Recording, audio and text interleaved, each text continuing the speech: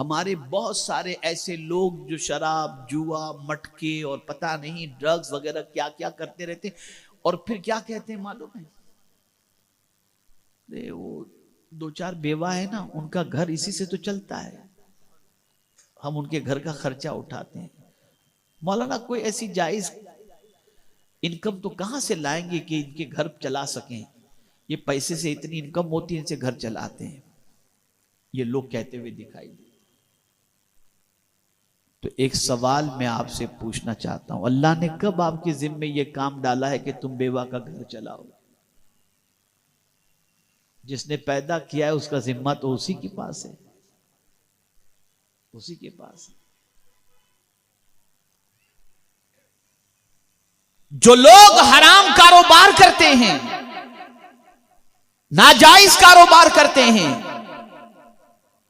और उसके जरिए गरीबों को पालने की बात करते हैं, तो हदीस मुबारका में आकाए करीम सल्लल्लाहु अलैहि वसल्लम ने फरमाया, अल्लाह पाक है और पाक ही को कबूल फरमाता है।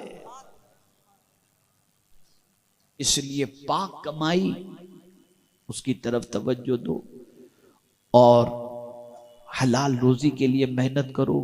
अगर पथारा लगाना पड़े तो भी लगाओ, फुटपाथ पे खड़े रह के चीख चिल्ला के कारोबार करना पड़े तब भी करो, कोई प्रॉब्लम की बात नहीं।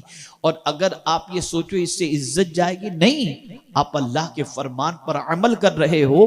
फरमाया गया अगर कोई शख्स हलाल रोजी ऐसी जगह कमाता है जहां कमाने की वजह से उसकी इज्जत चली जाएगी, यानी पढ़ा लिखा इंसान है, हलाल रोजी के लिए फुटपाथ पे खड़े के धंधा कर रहा है, लोग बोलेंगे यार देखो बेचारे की हालत क्या होगी, फुटपाथ पे खड़े के धंधा कर रहा है, थोड़ी सी इज्जत का मसला रहता है ना। लेकिन उसके बावजूद वो बंदा, तवज्जो चाहूंगा, उसके बावजूद वो बंदा मांग कर खाने की बजाय मेहनत करके हलाल रोजी खाना पसंद करता है, उसके लिए हुजूर ने जन्नत की बशारत अता फरमाई है।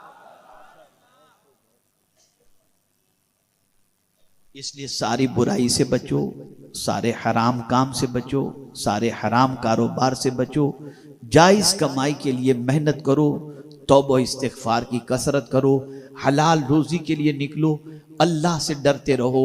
सब की बातों पर आपने भरोसा किया और उसके बाद सर पकड़ कर बैठ गए, मैं आपको बता रहा हूं अल्लाह की बात पर और उसके रसूल की बात पर अमल करो और भरोसा करो, सर पकड़ के नहीं सर ऊंचा करके जीने का अल्लाह मौका अता फरमाएगा। अल्लाह रब्बुल इज्जत जल्ल जलालहू आकाए करीम रऊफ़ुर रहीम अलैहि तहिय्यतु व तस्लीम के सदक़ो तुफ़ैल मुझे आपको सबको कुरान मुक़द्दस और अहादीस रसूल सल्लल्लाहु अलैहि वसल्लम पर अमल की तौफीक नसीब फरमाए और परवरदिगार पूरी दुनिया से तंगी और तंगदस्ती को दूर फरमाए।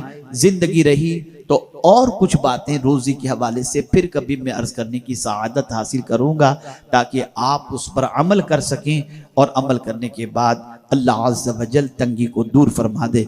मैं उम्मीद करता हूं कि इंशाअल्लाह जो कुछ बातें मैंने अर्ज करने की सआदत हासिल की उस पर अमल करने की आप ज़रूर कोशिश करेंगे। अल्लाह मुझे आपको सबको तौफीक अता फरमाए।